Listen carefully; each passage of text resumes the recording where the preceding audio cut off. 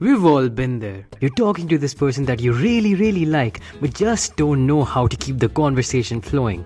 Or maybe you're at a networking event and don't know what to say to people after you said your hello.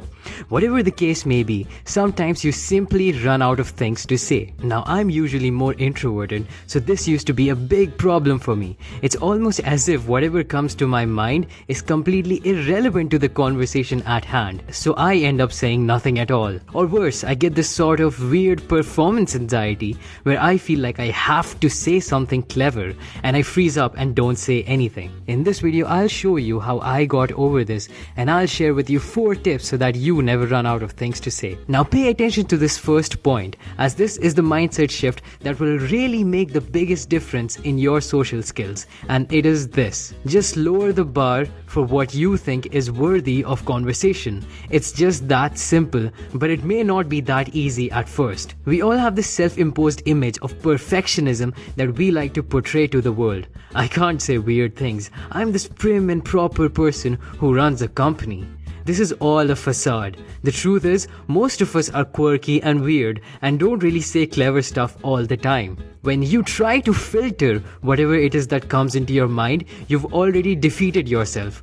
Once you go down the road of judging whether you should say a particular thing or not, you're inevitably going to say something that's not authentic because you've thought about it too much. This is why you have to lower your own standards. You don't have to be Mr. Funny Bones who makes everyone laugh. You don't have to be all smooth like James Bond and come up with fancy one-liners. You don't have to pretend that you're all well-mannered and so classy. Be who you are. Express yourself. Here's what happens when you try to filter yourself. You only say the things that you think will make other people like you, and this makes you kind of pretentious. You're always too uptight and you don't want to say something that might cast a negative light on you. So conversations with you will just be boring. That's why you run out of things to say. So my friend, give yourself permission to say whatever it is that comes into your mind. Now of course, big disclaimer, use your judgment. Don't make inappropriate jokes in front of your boss. What I want you to do is this: stop expecting yourself to be a perfect conversationalist and just let your personality shine through. Now the second tip is stay in the moment and don't skip ahead. I've been guilty of this and I'm sure you can relate. Let's say you're talking to a girl and she tells you about the time that she went to England.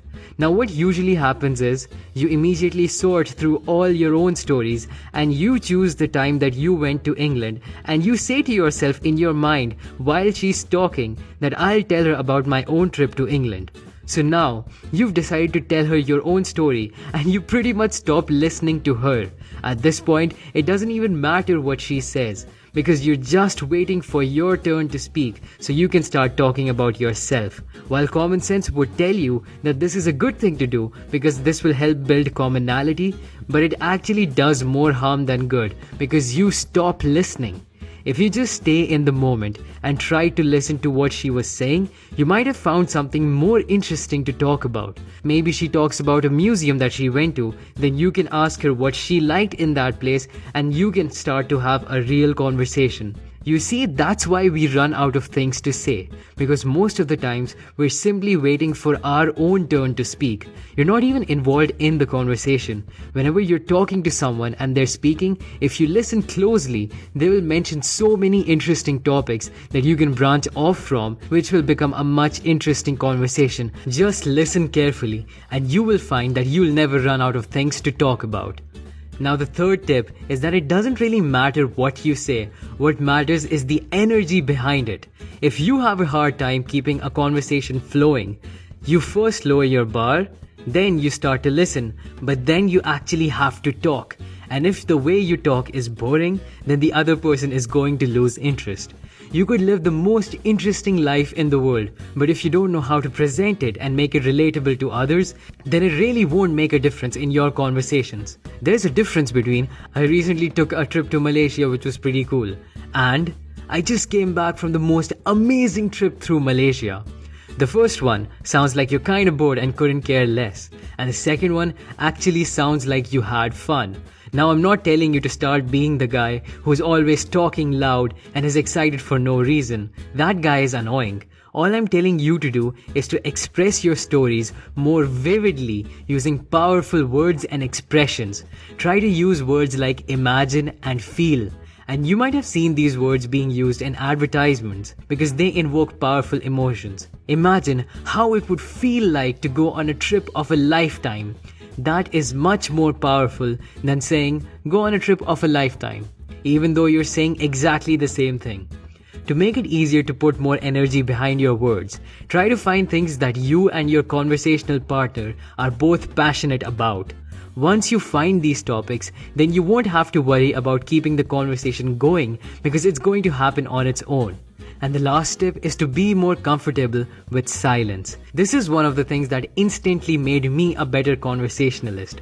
I used to think of every conversation as a performance, and I thought that I had to keep speaking in order for the conversation to be interesting.